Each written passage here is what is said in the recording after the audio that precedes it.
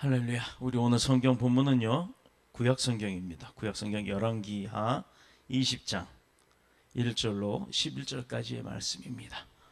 우리 한 절씩 교독하겠습니다. 그때 히스기야가 병들어 죽게 되매 아모스의 아들 선지자 이사야가 그에게 나와서 그에게 이르되, 여호와의 말씀이 너는 집을 정리하라, 내가 죽고 살지 못하리라 하셨나이다. 히스기야가 낯을 벽으로 향하고 여호와께 기도하여 이르되, 여호와여, 구하오니 내가 진실과 전심으로 주 앞에 행하며 주께서 보시기에 선하게 행한 것을 기억하옵소서 하고 히스기야가 심히 통곡하더라. 이사야가 성읍 가운데까지도 이르기 전에 여호와의 말씀이 그에게 임하여 이르시되, 너는 돌아가서 내 백성의 주권자 히스기야에게 이르기를, 왕의 조상 다윗의 하나님 여호와의 말씀이 내가 내 기도를 들었고 내 눈물을 보았노라. 내가 너를 낫게 하리니 내가 3일 만에 여호와의 성전에 올라가겠고 내가 네 날에 15년을 더할 것이며 내가 너와 이 성을 아수르 왕의 손에서 구원하고 내가 나를 위하고 또 내 종 다윗을 위함으로 이 성을 보호하리라 하셨다 하라 하셨더라. 이사야가 이르되, 무화과 반죽을 가져오라 하매 우리가 가져다 그 상처에 놓으니 나으니라. 히스기야가 이사야에게 이르되, 여호와께서 나를 낫게 하시고 3일 만에 여호와의 성전에 올라가게 하실 무슨 징표가 있나이까 하니, 이사야가 이르되, 여호와께서 하신 말씀을 응하게 하실 일에 대하여 여호와께로부터 왕에게 한 징표가 임하리라. 이 해 그림자가 10도를 나아갈 것이니까 혹 10도를 물러갈 것이니까 하니, 히스기야가 대답하되, 그림자가 10도를 나아가기는 쉬우니 그리할 것이 아니라 10도가 뒤로 물러갈 것이니이다 하니라. 함께 읽겠습니다. 선지자 이사야가 여호와께 간구하매 아하스의 해시계 위에 나아갔던 해 그림자를 10도 뒤로 물러가게 하셨더라. 아멘. 살아계신 하나님의 말씀입니다. 아멘. 아멘. 자, 오늘 우리 성경 본문의 말씀으로 함께 나눌 은혜의 제목은요, 능력 있는 기도라는 말씀의 제목을 가지고 함께 은혜를 나누도록 하겠습니다. 히스기야는 하나님으로부터 병고침을 받았으나 유다와 동맹을 맺고 또 아수르를 대항하려고 했던 바벨론 사절단에게 그 유다의 부강함을 자랑을 했어요. 이사야는 그런 히스기야를 책망하고 훗날 유다가 바벨론에 멸망당할 것을 예언을 합니다. 오늘 그 성경 20장 그 열왕기하 20장의 내용에 주된 골자가 바로 그런 것들인데, 우리가 신앙생활을 하면서요 중요하게 여겨야 할 것들이 몇 가지가 있죠. 첫 번째가, 신앙생활을 왜 하죠? 왜 우리가 믿음 생활을 해요? 왜 사냐가 아니라, 여러분 왜 살아요? 하나님의 영광을 위하여 산다 그랬죠? 그러면 우리가 왜 신앙생활을 합니까? 왜 신앙생활을 해요? 그냥 집에서 주일날 늦잠 자고 예배도 안 나오고 뭐 먹고 싶은 거 하고 싶은 거 다 하고 살면 되지. 신앙생활을 왜 합니까?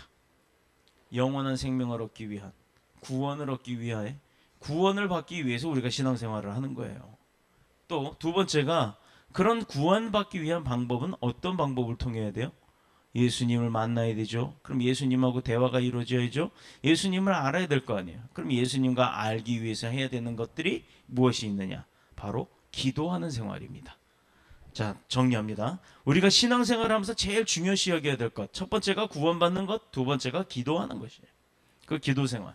즉, 기도 응답을 받으면 할 때마다 뭔가 이루어지니까 신이 나잖아요. 그러니까 계속해서 그 믿음이 성장을 하고 자라나는 거예요.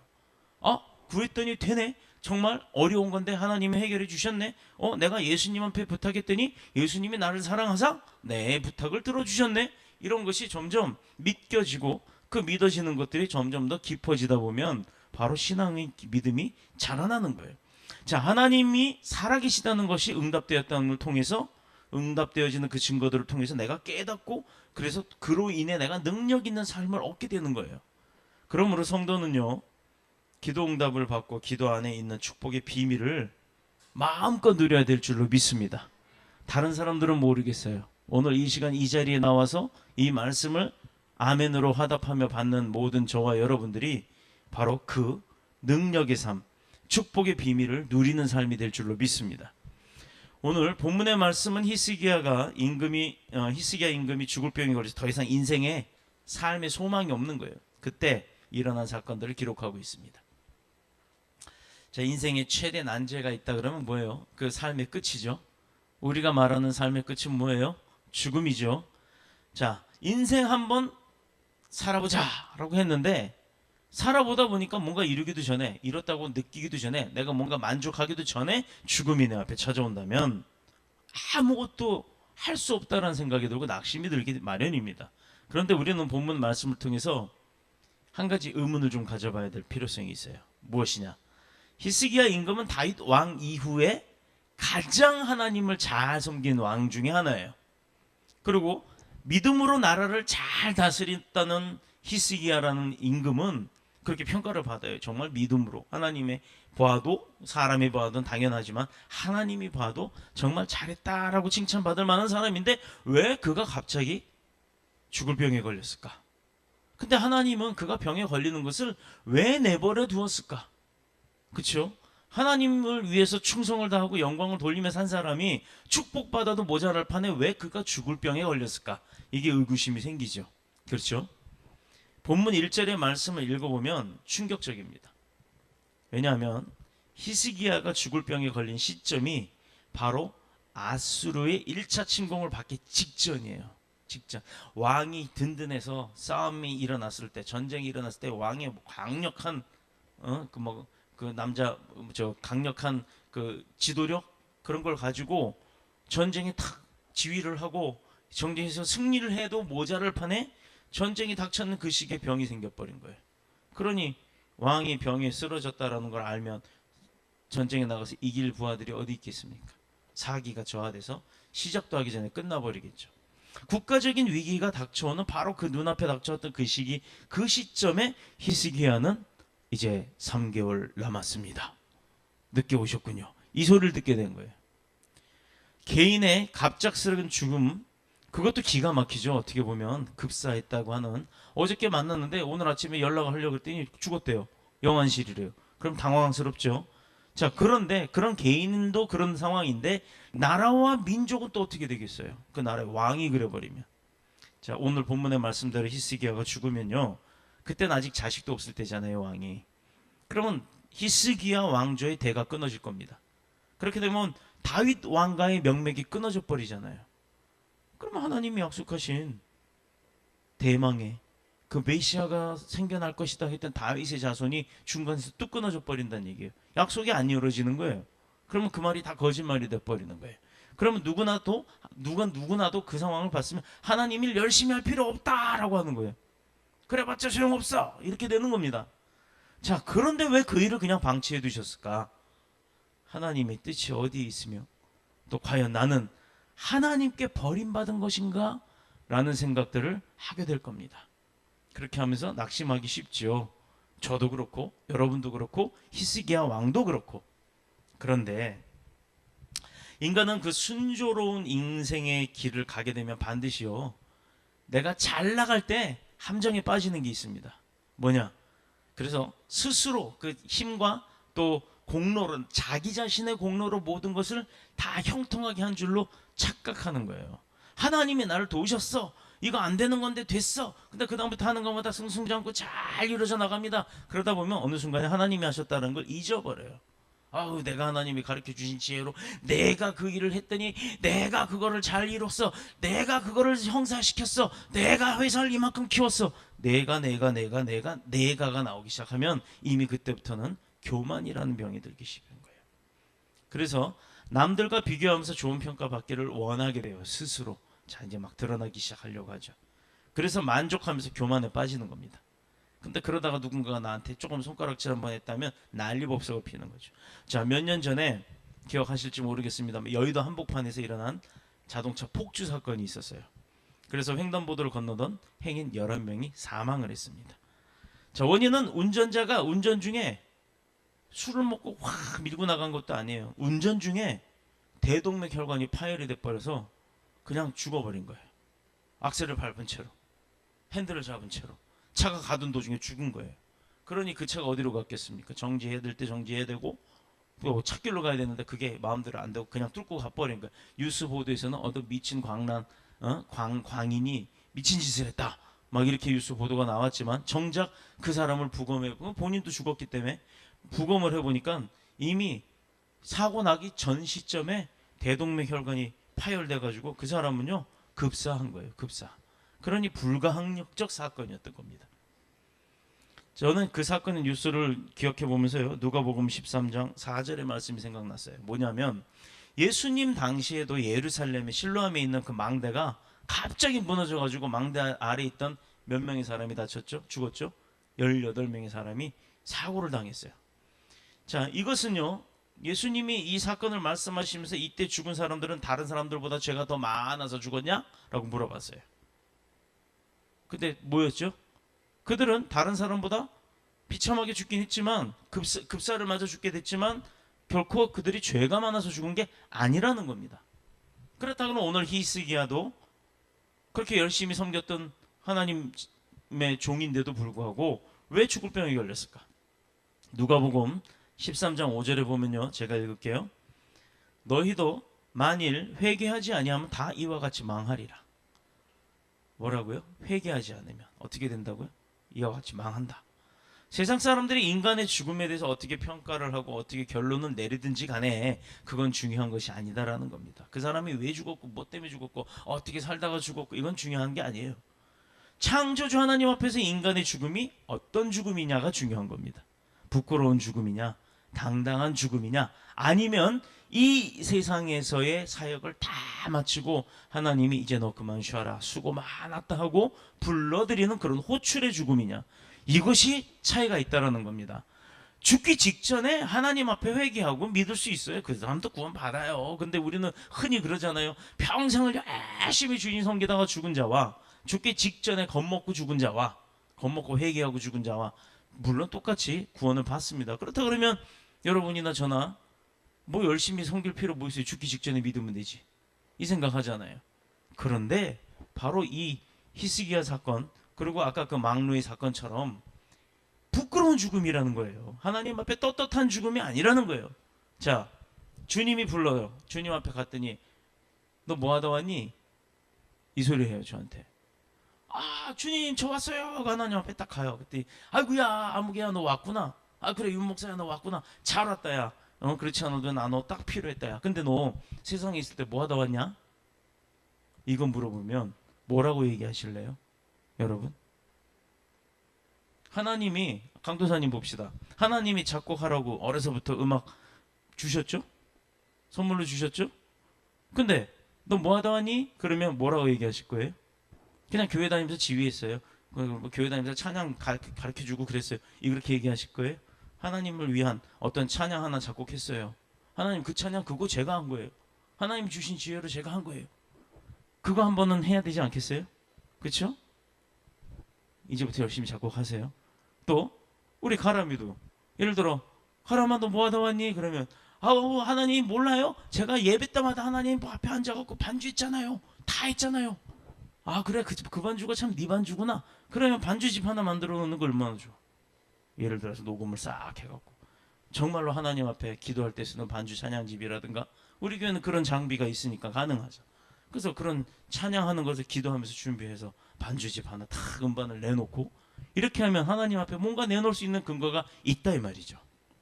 그러면 윤 목사야 너 뭐 하다 왔니? 글쎄요 저는 말씀만 전하다 왔네요. 한 게 없네요. 얼마나 부끄럽습니까? 바로 이런 겁니다.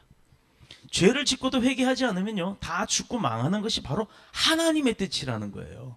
그래서 히스기야가 병든 것조차도 저주받아서가 아니라 하나님의 어떤 목적을 이루기 위해서 그 히스기야를 크게 쓰시려고 병을 잠깐 주신 거란 얘기죠. 그 얘기는 뭐예요? 물론 이제 결론은 나을 수 있었다라는 거, 3일 만에 성전으로 올라갔다는 내용이 나옵니다만, 하나님의 은혜가 아니면 지금 우리도 길을 걷다가 차에 치여 죽을 수 있다는 얘기예요. 그러니 오늘 제가 아까 기도 소문에 그렇게 기도했잖아요. 하나님 이 자리에 불러주시니 감사합니다. 오라고 했지만 예배 오다가 죽는 사람들도 있을 것이고 오늘 아침에 출근하다 죽는 사람들도 있을 거고 그건 모른다는 얘기입니다.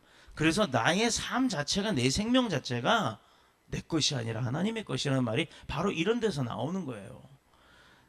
길을 가다가 차에 치여 죽을 수도 있고 내 머리 위에 뭐가 뚝 떨어져서 죽을 수도 있고 아니면 갑자기 걸어가는데 땅이 쫙 갈라져 갖고 뭐 바닷물이 넘쳐가지고 떠내려가 죽기도 하고 합니다. 심지어 여름에 해수욕장 가고 신나게 놀러 갔는데 뭐 이한유라 그러죠. 바닷물이 들어왔다가 파도가 빠져나갈 때 그냥 휩쓸려 나갑니다. 순식간에 바다 한가운데로 빠져나간대요. 그런 사람들도 있다는 얘기입니다. 그러므로 오늘 여기까지 인도하시고 보호해 주셨고 또 이 자리에 앉아서 은혜로운 말씀 가운데 내가 아멘 하고 감동으로 감사할 수 있는 것, 이것이 바로 하나님이 내린 나에게 오늘 주시는 가장 큰 은혜인 줄로 믿습니다. 그래서 우리는 그런 은혜에 늘 감사해야 하는 줄로 믿습니다. 그런데 히스기야 임금이 병들어 죽게 된 시점을 계산해 보면요 39살이에요. 39살 나이를 계산해 보면. 그런데 39살에 아이가 없어요. 자녀가 없어요. 결혼을 안 했어요. 노총각이죠. 우리나라로 표현하면. 자, 이사야 선지자가 히스기야에게 집을 정리하라는 것은요 죽음을 맞이하라, 죽음을 위해서 너 주변 정리를 해라, 이 얘기를 한 겁니다. 한마디로 말해서 더 이상 인생에 지금 이 땅에서 사는 것에 대한 미련을 버려라. 버리고 이제 너 하나님 앞에 갈 걸 준비해라. 그래서 주변 정리를 해라, 집을 정리해라, 이렇게 표현을 한 겁니다. 그러나 39살이면 젊잖아요. 너무 젊은 나이에 그것도 후사도 없는 그런 상황에서 갑자기 찾아온 죽음, 곧 죽어야 될 운명. 여러분 같으면 어떻게 하시겠어요? 하나님이 그만 살고 이제 와라 라고 하면 네 하고 순순히 떠날 자신이 있어요? 당당할 수 있을까요? 아니면 어떤 사람들은 사는 게 지옥 같으니 그냥 차라리 하나님 아이고 감사합니다, 불러주시니 은혜입니다, 얼른 가겠습니다 하고 생각하는 사람들 있을 겁니다. 인생살이가 힘든 사람들은. 그러나 히스기야는요 이 사실이 도무지 받아들일 수 없는 아주 감당하기 어려운 일이었다는 거예요. 그래서 그가 내린 결단이 있어요. 2절 봅니다. 어떻게 하고 어디다가 기도를 했다고요? 히스기야가 낯을 어디로 향하고 벽을 향하고 여호와께 기도했어요. 자, 여러분 언젠가 제가 한번 얘기한 게 있어요. 자기가 기도가 잘 안 돼요. 방언이 잘 안 터져요. 통성이 안 돼요. 통병까지는 아니더라도 통성 기도가 안 돼요. 그럴 때는 어떻게 하면 되냐? 이렇게 벽을 맞이하고 가깝게 앉으라 그랬죠. 근데 그냥 벽이 아니라 귀퉁이 벽 모서리 쪽에다 코를 갖다 대고 그 벽 앞에 무릎 꿇고 앉아서 기도를 해보세요. 그리고 내가 주님 이렇게만 해도요 내 귀에 그 기도 소리가 얼마나 잘 들리는지 몰라요. 바로 그겁니다. 주님이 내 기도를 이렇게 들으실 거다. 바로 그 경험을 한번 해보세요. 진짜 귀퉁이 찾아가 앉아가지고 주님 하고 기도해보세요. 거기서 점점 목소리 높여가면서 기도해보면 바로 그 히스기야가 벽을 향해서 부르짖었던 그 기도가 무엇인지를 알게 됩니다. 하나님이 히스기야가 왜 그렇게 벽을 향해서 기도를 했을까요? 하나님이 내 기도를 들으시고 혹시 그 뜻을, 하나님의 뜻을 돌이켜줄 수 있을까? 혹시나 하나님의 뜻이지만 하나님이 마음을 좀 바뀌어주시지 않을까 싶은 마음으로, 간절한 마음으로 주님도 겟세마네 동산에서 이 잔을 옮겨달라고 기도했던 것처럼, 자 그렇게 하는 것이 그렇게 해주실까 하는 그런 작은 믿음이 있었기 때문에 그렇게 한 겁니다. 사람들이 생각하여 비수기를 기도라는 것이 능력 없는 사람들이 못하니까 하나님 앞에, 능력 없는 자들이나 약한 자들이나 하나님 앞에 기도하는 짓이다. 기도는 힘이 없고 못난 사람들이 하는 짓이다. 이렇게 사람들이 생각을 했습니다. 그런데 사람들이 그렇게 생각하는 것은요 어떻게 보면 만든 생각이에요. 맞는 생각. 자, 사람들이 직접적으로 생각했던 능력 없고 힘 없고 나약한 자나 기도하는 거지 라고 했을 때 그 사람들은 비아냥거리는 내용이었어요. 그러나 우리가 하나님의 입장에, 하나님의 제자로서의 입장에서 가만 보면요 하나님보다 당연히 힘 없고 당연히 능력 없죠. 그러니까 그 능력의 권능의 아버지한테 기도하는 게 당연한 거죠. 그러니 세상 사람들이 얘기하는 건 비웃는 거지만 내가 받아들일 땐 비웃지 않는 거예요. 비웃음이 아니에요. 당연한 겁니다. 겸손함이에요. 오히려 그렇기 때문에 세상 사람들, 아니 교회 안에 누구라도 누가 나를 공격하고 핍박을 한다 할지라도 그거를 내가 그렇게 안 받으면 돼요. 됐거든 하면 시험이 되는 게 아닙니다. 바로 이 얘기, 왜냐하면 하나님께서 히스기야에게 죽음을 선고하고 인생을 정리하라고 하신 이유가 인생의 연약함이 있다라는 것을 깨닫게 하시기 위함이었던 거예요. 너가 약한 자다. 그래서 네 인생은 왕일지어도 생명을 주관하는 내 능력 앞에서는 아무것도 아니다. 이거를 깨우쳐 주려고 하셨던 겁니다. 아수르의 1차 침공을 받기 이전에는요, 유다 왕국은요, 아시잖아요. 금은보화가 넘치고 땅만 파면 그냥 막 재물이 쏟아졌어요. 엄청난 그 부를 누리고 있었던 아주 부유함에 부족함이 없었던 왕국입니다.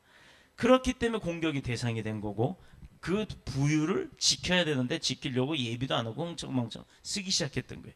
자, 히스기야가 왕이 되면서 종교 개혁을 단행하고 나라 안에 온갖 우상을 없애버려. 왜? 먹고 살만하면 이상한 짓들을 많이 하잖아요. 뭐 남자들도 집안이 뭐 찢어지게 가난하면 어떻게든 온 식구 똘똘 뭉쳐서 먹고 살려고 하다가도 남자가 이제 재산이 모이면 그동안 고생했으니 이제 노세 젊어서는 사, 그러고 막 여자들로 막 만나고 다니고 막 그런 짓 많이 하잖아요. 바로 이 유다 왕국도 그런 일들을 벌였습니다. 그래서 오직 하나님만 섬길 수 있도록 하기 위해서 우상을 없애버렸대. 하나님의 도우심으로 인하여 전쟁에서 전승을 거듭하고 또 이기면 그 나라 땅을 뺐잖아요. 그래서 영토가 확정이 되고 나중에는 패권, 요즘에 흔히 패권주의 많이 하는데 패거리, 어떤 뭉침으로 인해서 그 패거리들끼리 힘을 나누는 그걸 패권이라 그러거든요. 그 패권 국가인 아수르의 간섭을 배제하고 독립 국가로서의 그 면모를 지키게 되었던 겁니다. 예루살렘과 성전 안에는 온갖 보화가 흘러넘쳤던 시대.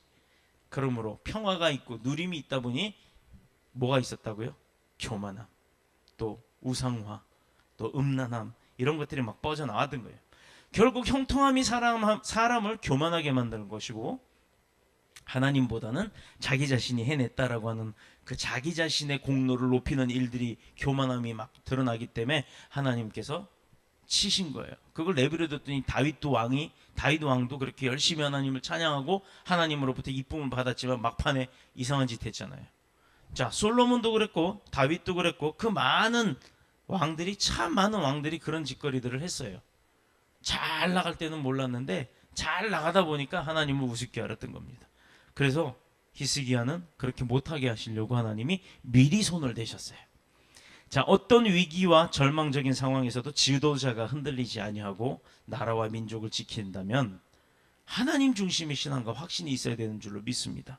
그런데 교만하고 깨닫지 못하는 사람들, 그러니 뭐가 옳고 그런지도 잘 판단 못하고 그때부터는 좋은 소리, 단소리, 쓴소리는 싫고 좋은 소리, 단소리만 자꾸 들으려다 보면 간신들에게 힘을 주고 간신들은 그거 이용해서 권력을 쟁취하고 부를 쟁취하려고 하잖아요.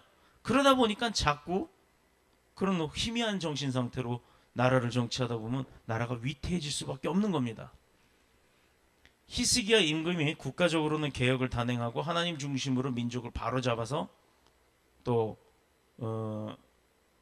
이렇게 하나님 어떤 입장에서는 하나님 앞으로 가려고 노력을 했습니다만 이제는 자기 스스로를 개혁하지 못하면 다 무너지고 망하기 때문에 하나님께서는 히스기야를 손을 대신 거예요. 히스기야가 무너지면 그냥 그 유다 왕국 끝나버리는 거거든. 그렇기 때문에 히스기야에게 죽을 병이라는 명령을 딱 던져주신 거예요. 자, 왜 그렇게 말할 수 있냐면 20장 12절에 그 이하를 보면 히스기야의 교만함이 그대로 드러나고 있기 때문입니다. 봐요, 히스기야도 잘 나가니까 교만해지잖아요. 그래서 우리 집 가훈, 제가 기도하면서 받았던 우리 집 가훈이 처음과 같이 끝까지예요. 안 하면 하지 마. 아예 자신 없으면 하지 말고 한번 한다고 했으면 시작했으면 그 시작한 마음으로 끝까지 가라는 게 가훈이에요. 처음과 같이 끝까지. 근데 그 전에는 뭐가 있었냐면 제가 예수님 알기 전에는 뭐가 있었냐면 처음과 같이 끝까지 내 멋대로 살되 남에게 피해 주지 말자였어요. 이거 무슨 개그 프로그램에서 제목 쫙 늘어내는 것처럼 긴데 처음과 같이 끝까지 내 멋대로 살되 남에게 피해 주지 말자가 가훈이었다가 중간 뒷부분 딱 잘라버렸습니다. 내 멋대로 살 수가 없기 때문이고 내가 내 멋대로 살면 남에게 피해를 안 줄 수가 없는 거예요. 그거는 잘못된 거다 해서 빼버리고 처음과 같이 끝까지. 자, 까닭 없이 국가의 보물 창고를 열고요. 그 성전의 보물창고까지 다 보여주면서 슬슬 자랑하기 시작해요. 그게 어디다? 자기 나라 백성이 아니라 남의 이웃 나라에다가 내 히스기야 왕이 나 보물 이렇게 많다, 우리나라 이렇게 부자다, 우리가 지금 싸울 때마다 이렇게 이긴다고 자랑을 하기 시작합니다. 근데요, 견물생심이라고 가난한 나라 군사들이 그 소문을 들어요. 히스기야는 돈이 많대, 물건이 많대, 보물이 많대. 야, 우리 히스기야 치자. 그래서 그거 뺏자. 이 마음에 안 들까요? 들지요? 아무리 왕국이라도요, 히스기야 왕을 치려고 마음 먹기 시작했습니다. 까닭없이 국가의 보물 창고를 열고 성전 보물 창고까지 자랑을 했던 그 결과, 병들어 고생하면서도요 자랑하는 것을 멈출 줄 몰랐습니다. 이것 때문에 이사야 선지자에게 엄한 책망을 듣고 또 보여준 보물들을 바벨론이 다 뺏어갈 것을 예언해 주기도 했어요. 자, 우리 인생이 바로 이거예요. 바로 이렇다는 얘기예요. 다가오는 국가의 위기를 준비하라고 했는데, 그래서 하나님만 의지하라고 했는데, 그래서 병을 주었는데, 아니 죽을 병이라고 생각했는지 오지랖을 떨고 있는 거야. 그냥 어차피 나 죽을 거 뭐 죽으면 그만인데, 아예 죽기 전에 신나게 쓰고 죽자, 이 마음이 들었던 겁니다. 그렇다면 인생이 자기 인생에 있어서 그 인생의 위기 앞에 풍전등화 같이 놓여 있을 때 우리는 어떻게 합니까? 어떻게 해야 되겠어요? 자신의 연약함과 교만함을 깨닫고 회개해야 합니다. 기도로 도움을 구해야 합니다. 누구에게요? 하나님에게. 누가복음 18장 1절에 보면 예수께서 기도를 가르치시면서 하신 말씀이 있는데 뭐라고 하셨어요? 억울함을 당한 불쌍한 과부를 아무도 상대해 주지 않았어요. 이 과부는 매일 재판장을 찾아가 억울함을 호소합니다. 지겹도록 매일같이. 나중에는 재판장이 생각하기를 너무 귀찮은데 이제 그 사람의 말을 안 들어주면 또 저럴 거 아니냐. 그래서 그녀의 청원을 들어줬어요. 이유가 뭐예요? 불쌍해서가 아니고 긍휼해서가 아니고요, 내가 그 재판장이 자비가 있어서가 아니라 단순하게 하나 귀찮아서였어요. 귀찮아서. 여기서 강조하는 핵심이 뭐냐? 어떤 위기와 어려움을 당한다 할지라도 기도하는 자는요 낙심할 이유가 없다라는 겁니다. 기도하는 자는 낙심할 이유가 없어요. 왜? 그래서 바울과 실라가 전도하다가 억울하게 매를 맞고 교두소에 갇혔어요. 그런데 한밤중에도 하나님을 찬양하고 감방 안에서 뭐 찬양을 하고 하기가 힘들게, 요즘은 잠 안 자면 두들겨 패는지 어쩐지 몰라도 9시 넘으면 잠을 자야 될 거 아니에요, 군대처럼. 근데 그때 바울과 실라는 밤중에도 하나님을 찬양했습니다. 실망하지 않았어요. 그게 나의 마음의 위로가 되는 찬양이 아니라, 하나님, 내가 지금 이런 상황에 있어도 내가 하나님 앞에 할 것은 그냥 똑같이 합니다라는 거였어요. 자, 말이 찬양이죠. 여러분 찬양이 나오겠어요? 솔직하게 내가 감옥 가 있는데 누구 일을 하다가 하나님 일을 하다가 하나님 위해서 일을 했는데 내가 감옥을 갔어요. 그러면 원망하지. 하나님 열심히 일을 시켜서 했는데 나 뭐예요? 이게 뭐예요? 왜 나를 이렇게 가두십니까? 이러고 따질 겁니다. 그래서요, 절대 하나님 앞에 따지지 마세요. 항의하지 마세요. 덤비지 말란 얘기예요. 강아지가 있어요, 우리. 이 강아지가 가끔은 지승질대로 부리다 주인한테 한 대 맞는 거예요. 왜냐하면 버릇없이 굴기 때문에. 하나님 앞에 우리는 버릇없게 굴 수 있는 방법이 없습니다. 그렇기 때문에 늘 어떤 상황이 있다 할지라도 주님 앞에는요 찬양과 찬미가 끊어지면 안 돼요. 그래서 기도했더니 옥문이 열렸다고 사도행전 16장 25절에 분명히 나옵니다. 분명히 나와요. 이스라엘이 길도 없는 사막을 가는데 하나님의 인도를 받아가면 길이 열렸어요. 홍해도 갈라졌어요. 또 사막에 물이 없다고 너네 마라 있음을 아시죠? 이렇게 먹을 수도 없는 물로 나 인도했냐, 나 죽이냐고 불평불만이 많았지만 그 중에 누구 하나? 모세 한 사람은 하나님 앞에 기도했단 말이에요. 그랬더니 지팡이 하나로 어떻게 탁 쳤어요. 무슨 물이 됐어요? 그 쓴물이 어떻게 됐어요? 단물로 변했잖아요. 바로 이런 부분들. 샘이 솟고 또 만나로 풍성하게 배 채우고, 만나 먹다가 이제 질립니다 하니까 메추라기로도 부어주시기도 하고, 바로 낮에는 구름 기둥, 밤에는 불 기둥으로 그들이 가야 할 길을 인도해 주셨다라는 겁니다. 이게 누가복음 18장 7절에 보면요, 하물며 하나님께서 그 밤낮 부르짖는 택한 자, 어떻게? 밤낮으로 부르짖는 택하신 자들의 원한을 풀어주지 아니하시겠느냐. 중요한 게 여기 있어요. 두 가지가 있죠. 첫 번째, 어떤 사람들? 택함을 받은 자. 저와 여러분 택함 받았어요, 안 받았어요? 받았죠. 그러니까 저와 여러분도 거기에 해당이 돼요. 근데 그들이 밤낮으로 부르짖는 것, 그 원한을 풀어주지 않겠냐? 당연한 거 아니냐? 세상의 사람도 재판장도 귀찮아서 해주는데 밤낮 부르짖는데 응답 안 하시는 분이 하나님이냐 이 말입니다. 히스기야가 눈물을 흘리면서 기도하는 이유가 바로 그거였어요. 그의 인생이 이대로 죽기에는 너무나도 아깝고 억울하다고 느꼈기 때문입니다. 죽을 병에 더 이상 소망이 없고 더 살아야겠다는 생명의 집착이 이제 일어나기 시작한 거예요. 억울한 일을 당하고 분한 일을 만나면 사람하고 싸울 필요 없어요. 저도 억울한 일 많이 당해봤어요. 저는 심지어 제가 배웠던 군에서 배웠던 기술을 가지고 복수까지 하려고 계획까지 했던 사람 중에 하나입니다. 그런데 어떻게 했다고요? 못했어요. 왜 못했어요? 하나님이 못하게 하세요. 하나님이 원치 않으셨기 때문에 내가 하고자 하는 이 일이 하나님이 원하는 일인가 아닌가 이것만 따져보면 됩니다. 성경에 보면 야곱이 삼촌 라반의 집에서 얼마나 많은 차별과 억울함 그리고 핍박과 손해를 당했어요. 그런데 그래도 삼촌이나 그 자식들하고는 한 번도 다투지 않았다는 것. 거기서 뭐 머리 지지고 볶고 치고받고 싸웠단 말 하나도 안 나오잖아요. 야곱은 오히려 하나님에게 그 억울함을 호소했어요. 야, 이거 근데 되게 지혜로운 자예요. 야곱이 야갔어요. 그래서 야곱인가 봐요. 야가서 능력자한테 다 일러버리는 거예요. 우리 학교에서 애들 싸우면 너 이씨 우리 엄마한테 일를까 우리 아빠한테 일를까 이러면 애는 때린 애는요 마음이 두근두근한 거예요. 자기 잘못한 거 알기 때문에. 자, 야곱은 오히려 하나님 앞에 억울함을 호소하고 싸우고 또 하나님과 기도로서 씨름을 했어요. 환도뼈가 부러질 때까지 씨름을 하고 응답을 받아버렸잖아요. 우리 인생을 여기서 이렇게 이 모양으로 끝내고 싶은 사람은 아무도 없을 겁니다. 뭔가 하나님 앞에 갈 때 자랑스럽고 너 뭐 하다 왔냐? 이 소리 했을 때 당당하게 저요 그거 있잖아요 하고 막 뱉어낼 수 있을 만큼 억울하다고 막 자랑이 아니라 나 그거 한 거 왜 모르세요 라고 자랑할 수 있을 만큼의 어떤 가치 있는 일들, 그게 뭘까요? 전도입니다. 전도. 내가 다른 건 모르겠어요. 아버지 주신 능력 하나도 못 썼어요. 아버지 아무것도 못했어요. 그런데 어떤 사람 하나는 내가 영혼 구하고 왔습니다. 이거 하나만 있으면요 끝나는 거예요. 아버지 명령하셨잖아요. 땅끝까지 내 복음의 증인이 되라고. 그래서 누구 하나는 내가 다른 건 몰라도 그 사람 하나는 확실하게 내가 복음을 심어놓고 왔습니다. 이거 하나만 할 수 있으면 되는 거예요. 자, 우리의 인생을 이렇게 끝내지 못하고 또 끝낼 수는 없으니까 그럼 그렇다면은 히스기야처럼 벽을 향해서 막 억울한 심정을 고백하고 또 하나님께 부르짖어야 될 줄로 믿습니다. 그런 일이 벌어질 때마다. 자, 우리 교회가 새벽 예배, 금요 예배, 뭐 수요 예배 이렇게 주일 예배 드리지만 뭐 일반 뭐 큰 교회들처럼 모든 예배를 다 드리지는 못하고 있어요.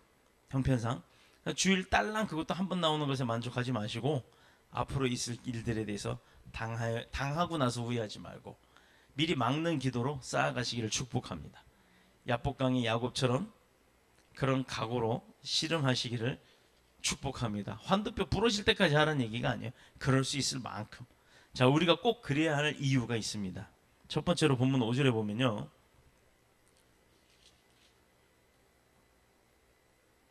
내가 네 기도를 들었고 내 눈물을 보았노라. 내가 너를 낫게 하리니 내가 3일 만에 여호와의 성전에 올라갈 것이다 라고 돼 있어요. 그렇게 응답받았죠. 어떻게 기도했다고요? 벽을 보고 울부짖었어요. 바로 이것이 하나님께 소망을 두고 기도하는 자들이 받는 은혜요 행복인 줄로 믿습니다.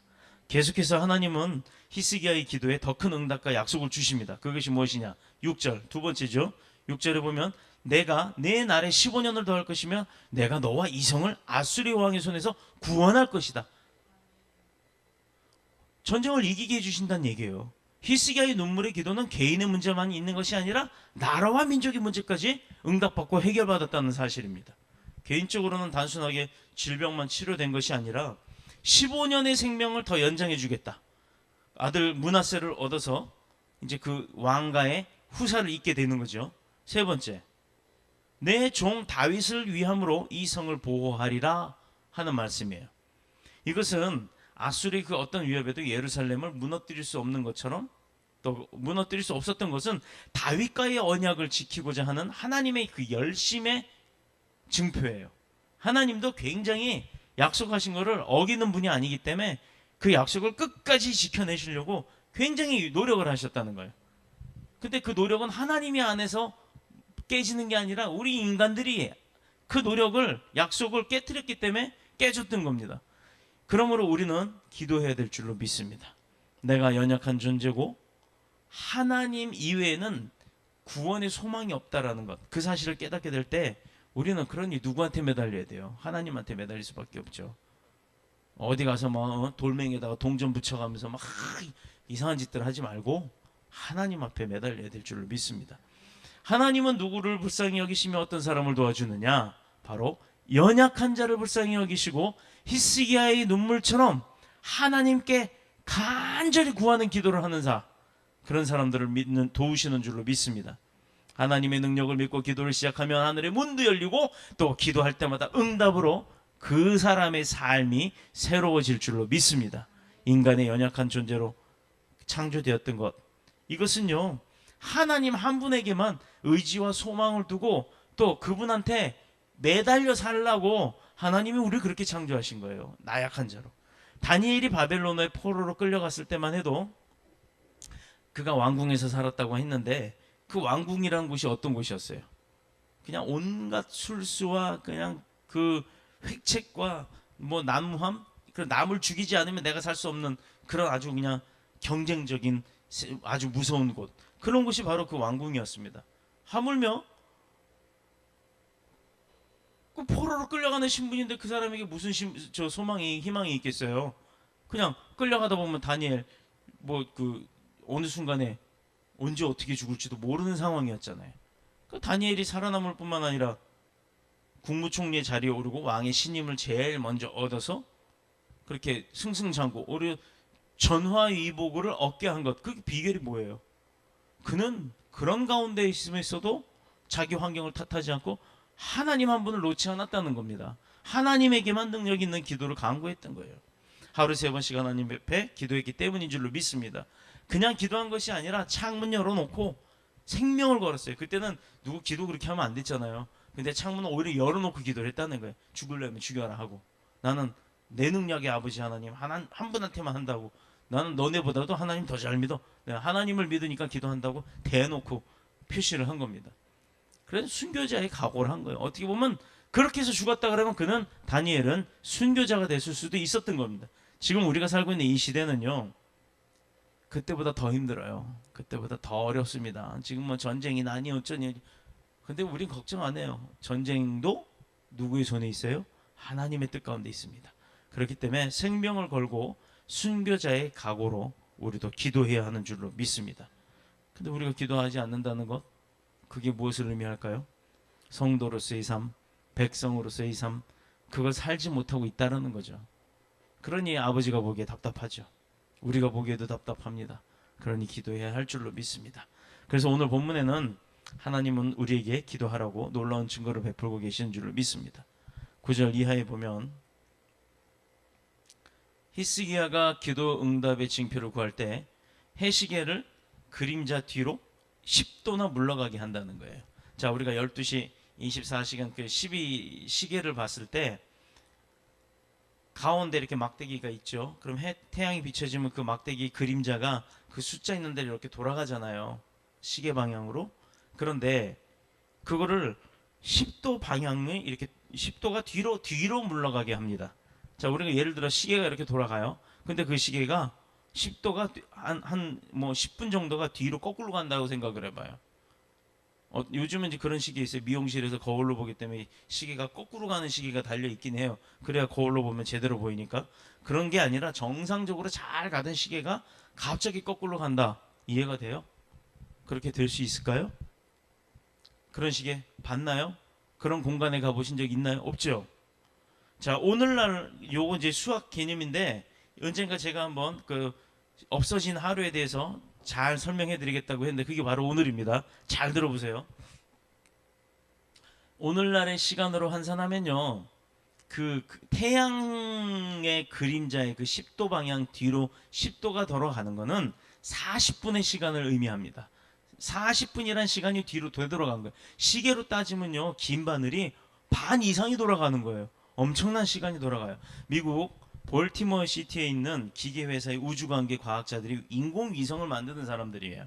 이 회사에서는 인공위성을 띄어 올리기 위해서는 그 인공위성이 올라갔고 또 뭐 이렇게 계속 수만 가지의 그 많은 여러 가지 우주 쓰레기와 인공위성들이 궤도들이 다 기록이 돼 있는데 그 궤도를 계산을 해야 돼요. 안 그러면 부딪혀서 없어져 버리니까.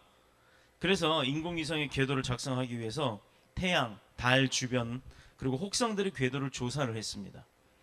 그냥 사람 일반 우리 집에 있는 그런 컴퓨터 갖고는 되지도 않죠. 대형 컴퓨터급 이상의 슈퍼컴을 돌려가면서 그 조사를 했는데 막 계산을 하던 슈퍼컴퓨터가 어느 순간 갑자기 탁 하고 멈춰버렸어요. 올 스톱이 되어버렸어요. 사고가 발생을 했습니다. 원인을 조사해 보니까요, 컴퓨터상의 문제는 없었어요. 기계가 고장난 게 아닙니다. 컴퓨터라는 것은요, 0과 1이라는 이진수밖에 몰라요. 있냐 없냐, 참이냐 거짓이냐, true냐 false냐 이것밖에 모릅니다. 그래서 마이너리 디짓이라고 해서 이진수를 쓰게 되는데 그 이진수상에서 있다 없다를 계산해야 되는데 얘가 있지도 않고 없지도 않는 게 답이 딱 나와버리면 뭐지? 하고 판단 못하고 서버려요. 이걸 바로 로직상의 에러라고 하는 컴퓨터 용어로는 센텍스 에러라고 하는 표현입니다. 바로 그 센텍스 에러가 난 거예요. 프로그램상의 문제가 아니에요. 프로그램상은 분명히 정확합니다. A는 1이다. B는 2다. 그럼 A 더하기 B는 답은 C는 3이잖아요. 1이고 2이고 변수에다 대입을 시켰으니까 컴퓨터는 바로 그거밖에 몰라요. 대입된 값을 계산하는 겁니다. 그러면서 계속 값을 더하고 사람은 계산하다가 잊어버릴 수 있으니까 컴퓨터는 계속 그걸 프로그램화해서 돌리는데 그렇게 루틴을 돌리다 보니까 어느 순간 되니까 딱 스톱을 해요. 왜? 이유가 뭐였냐? 계산상 24시간이 비는 거예요. 시간이 없어요.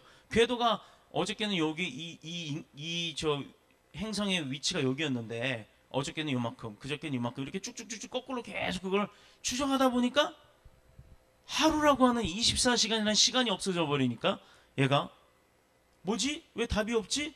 왜 대수가 안 들어오지? 스톱! 하고 서버린 거예요. 슈퍼컴은요, 데이터를 구하다가 그냥 멈춰버린 겁니다. 값이 없으니까.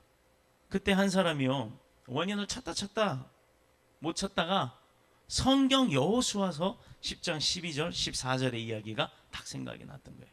미국인이니까 기독교인이 많잖아요. 그때 태양이 멈추었던 사실을 떠올립니다. 과학자들은요, 그 사라진 하루를 찾기 위해서 이제 그 날짜가 언제냐, 그 날짜가 언제냐를 거꾸로 찾는 거예요. 자, 요즘에 과학자들은요, 이거 거짓이다라고 얘기해요. 왜? 어떤 변수를 두고 거짓이라고 얘기하냐면, 자, 이해가 좀 안 되실 수도 있습니다. 아마 천천히 들어보시면, 시간이라고 했고 컴퓨터가 인정했던 우리가 지금 살아가는 이 시간이 시작된 시점을 알아야 그 비는 시간을 찾을 수 있다라고 거꾸로 얘기를 하는 거예요. 근데요, 저도 프로그래머 출신이지만 지금 우리가 시간을 정해놓은 게 있잖아요. 언젠가는 시간이 정해졌죠. 언젠가부터 1초가 시작이 됐고 날짜가 시작이 됐을 거 아닙니까? 서기 뭐 예수님이 이 땅에 오신 데를 시점으로 해서 지금 서양력이 태양력이 지금 계속 가고 있고 우리는 그 태양력을 지금 사용하잖아요. 그렇듯이 시간이라는 게 정해진 그 시점이 있을 거예요. 근데 그게 언제인지 모른다 이겁니다. 그러니까 지금부터 거꾸로 찾아가죠. 지금은 있잖아요. 과거에는 없었고. 그렇기 때문에 없었던 걸 먼저 찾는 게 아니라 있는 지금부터 역으로 추적해 나가보면 언제부터 있었던지는 분명히 나옵니다. 그런데 문제는 그걸 찾던 과정 중에 하루가 비더라 이 말이에요. 이거는 건네띄워놓고 과학자들이 과학이랍시고 성경은 모독을 합니다. 그런 건 있을 수가 없었다. 태양에 섰다라고는 그건 전설이다. 이렇게 얘기를 합니다. 그런데 슈퍼컴은 분명히 요즘 과학기술로 계산을 하다 보니 슈퍼컴이 서버려요. 왜? 그 시점이 언제인지 찾기 시작했어요. 사라진 하루를 찾기 위해 컴퓨터를 돌려 여호수아 시대의 궤도를 조사하게 되었습니다. 그 결과 23시간 20분 동안 궤도가 정지해 있었다라는 것, 그 답을 얻었어요. 대단하죠? 23시간 20분. 근데 몇 분이 모자라요? 그러면 하루에서 24시간 중에 40분이 비어요. 그래도 뭔가 계산이 안 되죠? 자, 시간으로 계산을 한다면 바로 40분이라는 게 모자랐는데 이제는 그 40분을 찾기 위해서 또 답을 찾아야 합니다. 그런데 그 답이 어디에 나왔냐? 성경에 나옵니다. 아까는 여호수아서를 찾았어요. 근데 오늘은 열왕기하 20장 8절 11절의 이 히스기야에 관한 기록을 태양의 궤도가 10도만 돌아갔다라고 하잖아요. 그게 시간으로 환산하면 40분이에요. 그 계산식이 어떤 거냐면 시간 곱하기 60분 나누기 시간 곱하기 10도는 10도 나누기 360도 하면 답은 40분이 나옵니다. 이 수학 공식이 컴퓨터가 찾아낸 공식이에요.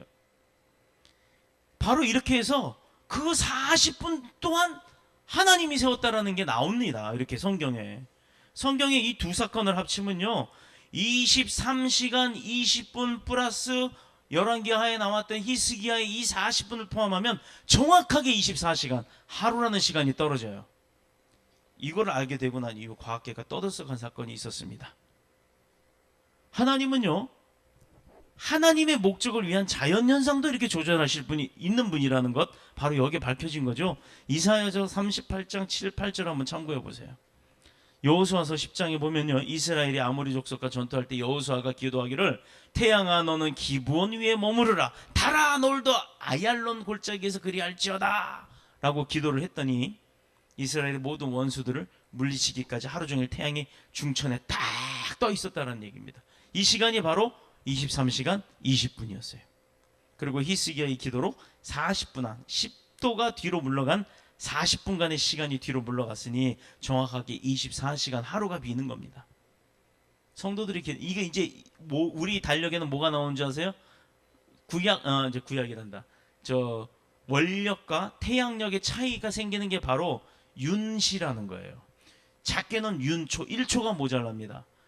컴퓨터상에 계산을 해봐도 1초가 모자라고 그 1초가 모여서 저 윤시가 되고 윤날이 되고 윤달이 되고 4년에 한 번씩 윤년이 오잖아요. 바로 이건 뭐냐면 그냥 인위적으로 태양력과 원력의 차이가 생기는 부분은 사람들이 한 달, 하루, 한 시간씩을 집어넣어 버린 거예요. 계산하기 위해서. 계산이 안 되니까 없는 건 알지만 왜 없는 게 중요한 게 아니라 없는 거를 계산하기 위해서 그냥 집어넣어 버린 겁니다.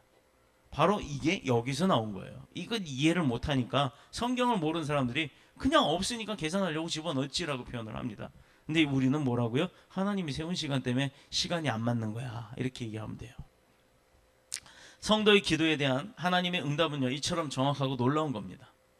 근데 이해는 되셨어요? 네? 자, 이처럼 정확하고 놀라운 게 바로 하나님의 능력이에요. 인생의 문제는요, 이런 능력 있는 기도를 통해서 해결받아야 되는 줄로 믿습니다. 오늘 하나님이 우리 앞에 무엇을 구하고 우리가 하나님 앞에 무엇을 구하고 어떤 태도로 구하느냐에 따라서 우리의 미래가 달라질 겁니다. 우리 인생의 문제를 놓고 기도하면요, 그냥 우리 인생의 문제만 해결이 돼요. 왜? 우린 백성이니까. 하나님이 그걸 해결해 줄 거니까. 그리고 우리 인생을 이야기하면 우리 인생만 바뀌는 거예요. 그런데 우리 가족의 인생을 이야기하면 가족의 인생도 바뀌어요. 우리 나라의 우리 나라의 운명이라고 하면 좀 그렇죠. 우리 나라의 일들을 기도하면 우리 나라의 일이 바뀌는 겁니다. 자, 그래서 믿음의 백성이 작게는 나, 내 가정, 우리 교회, 우리 지역, 우리 사회지만 크게는 하나님의 나라를 위해서 기도해야 되는 게 바로 그겁니다. 하나님의 때, 하나님의 나라가 속히 완성되기를. 우리 세상 살기 힘들죠? 그렇다고 자살할 거 아니잖아요. 그러니까 세상 살기 힘든데 하나님 나라가 빨리 오면 우리는 어떻게 돼요? 천국 가잖아요. 그러니 우리 고통은 떠나가는 겁니다. 나갔네, 나갔네, 나갔네. 나의 모든 걱정거리, 근심거리는 나갔네 하고 찬양할 수 있는 거예요. 사람들이 기도를 할 때 의심하지 말아야 돼요.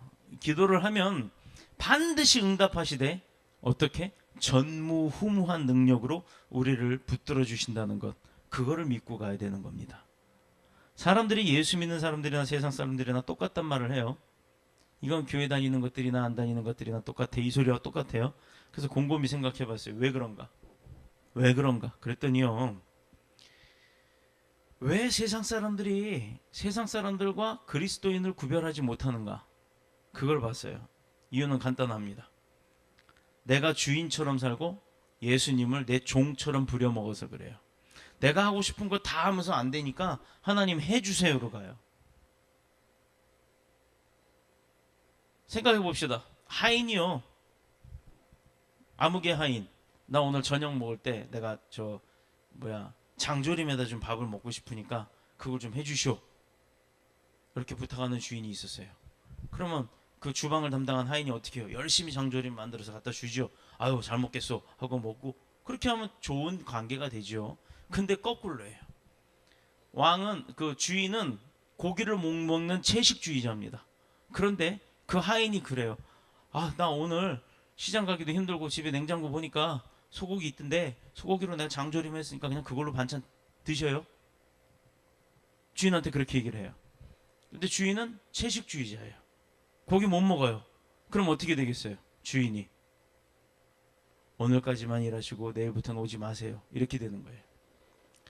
이게 바로 세상 사람들이 왜 크리스천을 크리스천이라고 인정을 안 하느냐? 자기 하고 싶은 거 다 하고 와가지고 용서해 주세요로 끝난다는 거예요. 하지 않으려고 노력하는 모습이 안 보인다는 거죠. 그러니 세상에 묻혀 사는 사람인지 세상 속에서도 빛을 내고 사는 사람인지가 구분이 안 되는 거예요. 1990년대 남북한의 대표들이 활발하게 왕래할 때, 그때 평양 봉수교회, 봉수대교회라는 곳이 있었는데, 거기에 남한의 목사님들이 많이 올라가고 남한 사람들 올라가서 예배 드리는 모습을 보고 북한 사람들이 그 소리를 했답니다. 당신들 그 하나님 앞에 예배드리는 거 보니 다 틀려 먹었어, 이렇게 얘기하더래요. 이유는요, 하나님 앞에 그 남한에서 올라간 목사님들하고 그 신자들이 기도하고 예배하는 그 태도가 자기들 김일성 주석한테 하는 것보다도 못하더라 이 말이에요. 그러니 그 북한 사람들 보기 이거 뭐야 이거, 우리는 주석한테 하는 것보다도 이게 더 엉망이네, 이렇게 표현을 해버린 겁니다. 그래서 북한 사람들은 남한 사람들이 하나님 앞에 예배하는 모습을 보면 속으로 가짜라고 비웃었대요. 얼마나 웃깁니까? 왜 우리가 이런 취급을 받아야 합니까? 오늘부터 히스기야처럼 인생의 위기 때뿐만 아니라 인생의 위기를 막기 위해서라도 기도를 통해 하나님이 살아계신 그 증거를 보이며 또 응답을 통해서 능력과 기적의 생명을 챙겨 건지고 누리는, 그리고 역사가 우리에게 있기를 하나님 앞에 기도해야 할 줄로 믿습니다. 늘 그런 삶을 살면서 세상에서도 드러나는 전도를 하고, 자랑이 아니라 내 모습 속에서 드러나는 전도를 하고 삶이 전도가 되는 그런 삶을 사시는 능력 있는 기도의 소유자가 되시기를 그리스도의 신 예수님의 이름으로 축복합니다. 축원합니다. 주의 집에 영광이 가득해